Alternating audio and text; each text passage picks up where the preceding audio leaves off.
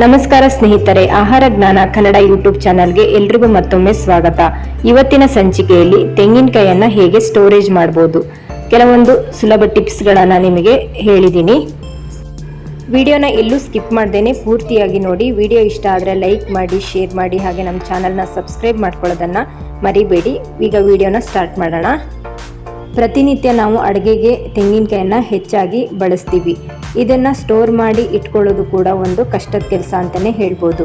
ಹಬ್ಬದ ಟೈಮ್ನಲ್ಲಿ ಅಥವಾ ಪೂಜೆ ಟೈಮ್ನಲ್ಲಿ ತುಂಬ ತೆಂಗಿನಕಾಯಿಗಳು ಇದ್ದರೆ ಅದನ್ನು ಕೂಡ ಹೇಗೆ ಸ್ಟೋರ್ ಮಾಡ್ಬೋದು ಅನ್ನೋದನ್ನು ಮುಂದೆ ನಾನು ತೋರಿಸ್ತೀನಿ. ಕೆಲವೊಂದು ಟಿಪ್ಸ್ಗಳನ್ನು ಕೂಡ ಹಾಗೆ ಹೇಳ್ತಾ ಹೋಗ್ತೀನಿ.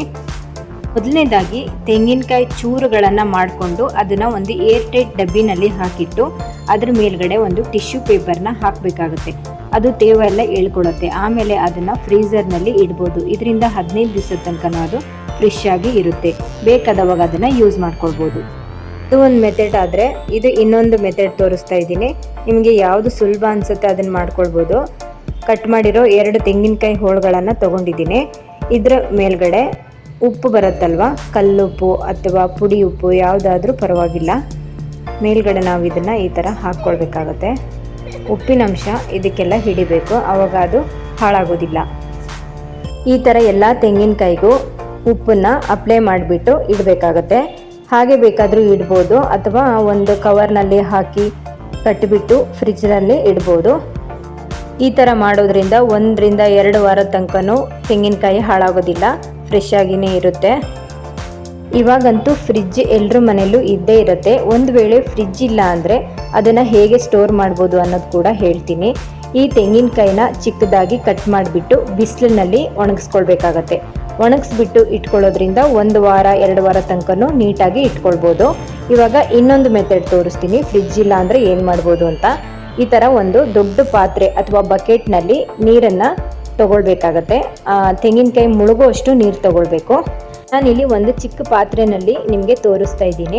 ಇಲ್ಲಿ 1 ಸ್ಪೂನ್ ಆಗೋಷ್ಟು ಉಪ್ಪು ಹಾಕ್ಕೊಳ್ತಾ ಇದ್ದೀನಿ. ತುಂಬ ತೆಂಗಿನಕಾಯಿ ಇದ್ದರೆ 1 ಹಿಡಿ ಆಗೋಷ್ಟು ಉಪ್ಪು ಹಾಕಿಬಿಟ್ಟು ಅದು ಮುಳುಗುವಷ್ಟು ನೀರು ಹಾಕ್ಕೊಳ್ಬೇಕಾಗತ್ತೆ.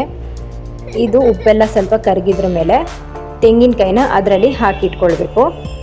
ಡೈಲಿ ನಾವು ಇದು ನೀರನ್ನು ಚೇಂಜ್ ಮಾಡಬೇಕಾಗುತ್ತೆ, ಆವಾಗ ತೆಂಗಿನಕಾಯಿ ಫ್ರೆಶ್ ಆಗಿರುತ್ತೆ.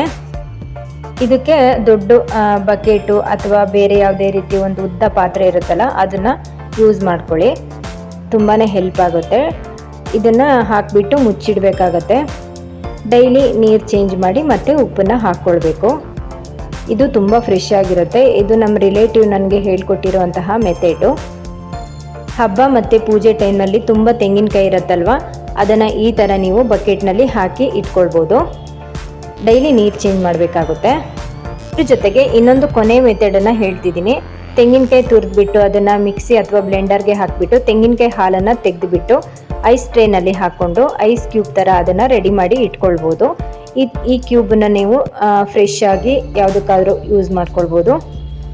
ಅಂದರೆ ತೆಂಗಿನಕಾಯಿನ ಹಾಲನ್ನು ನಾವು ಯಾವುದಕ್ಕೆಲ್ಲ ಯೂಸ್ ಮಾಡ್ತೀವಿ ಅದಕ್ಕೆಲ್ಲ ಈ ಥರ ಐಸ್ ಕ್ಯೂಬ್ಗಳನ್ನು ನಾವು ಬಳಸ್ಕೊಳ್ಬೋದು. ಈ ಯಾವ ಮೆಥಡು ನಿಮಗೆ ಇಷ್ಟ ಆಗುತ್ತೆ ಅದನ್ನು ನೀವು ಫಾಲೋ ಮಾಡ್ಬೋದು. ಈ ಎಲ್ಲ ಮೆಥಡ್ಗಳು ತುಂಬ ತೆಂಗಿನಕಾಯಿ ಹೋಳುಗಳಿದ್ದಾವಾಗ ಫಾಲೋ ಮಾಡ್ಬೋದು. ಹಾಗೆ ನಿಮಗೆ ಅಡುಗೆ ಎಲ್ಲ ತುಂಬ ಬೇಗ ಆಗಬೇಕು ಅಂದರೆ ತೆಂಗಿನಕಾಯಿಯನ್ನು ತುರಿದ್ಬಿಟ್ಟು ಮುಂಚೆನೇ ಜಾಸ್ತಿ ತೆಂಗಿನಕಾಯಿನ ತುರಿದ್ಬಿಟ್ಟು ಒಂದು ಏರ್ ಟೈಟ್ ಬಾಕ್ಸ್ನಲ್ಲಿ ಹಾಕಿಟ್ಕೊಂಡ್ರೆ ಒಂದು 3-4 ದಿವಸದವರೆಗೂ ಇಟ್ಕೊಳ್ಬೋದು. ಅಡುಗೆ ತುಂಬ ಸುಲಭ ಆಗುತ್ತೆ. ತುರಿದು ಬಾಕ್ಸ್ನಲ್ಲಿ ಹಾಕಿಟ್ಕೊಂಡ್ಬಿಟ್ರೆ ಬೇಕಾದವಾಗ ಚಟ್ನಿ ಮತ್ತು ಸಾಂಬಾರಿಗೆಲ್ಲ ತುಂಬ ಬೇಗನೆ ಬಳಸ್ಕೊಳ್ಬೋದು. ತುಂಬಾ ಈಸಿ ಆಗುತ್ತೆ. ಈ ಎಲ್ಲ ಮಾಹಿತಿ ನಿಮಗೆ ಇಷ್ಟ ಆಗಿದೆ ಅಂತ ಅಂದ್ಕೊತೀನಿ. ಇಷ್ಟವಾದಲ್ಲಿ ಲೈಕ್ ಮಾಡಿ, ಶೇರ್ ಮಾಡಿ, ಸಬ್ಸ್ಕ್ರೈಬ್ ಮಾಡ್ಕೊಳ್ಳಿ. ಹಾಗೆ ಬೇರೆ ಯಾವುದೇ ರೀತಿಯ ಇನ್ಫಾರ್ಮೇಷನ್ಗಳು ಬೇಕಾದಲ್ಲಿ ಕಮೆಂಟ್ ಮಾಡಿ ತಿಳಿಸ್ಬೋದು. ಮುಂದಿನ ಆಹಾರ ಜ್ಞಾನದೊಂದಿಗೆ ಮತ್ತೊಮ್ಮೆ ಭೇಟಿಯಾಗೋಣ. ಎಲ್ರಿಗೂ ಧನ್ಯವಾದಗಳು.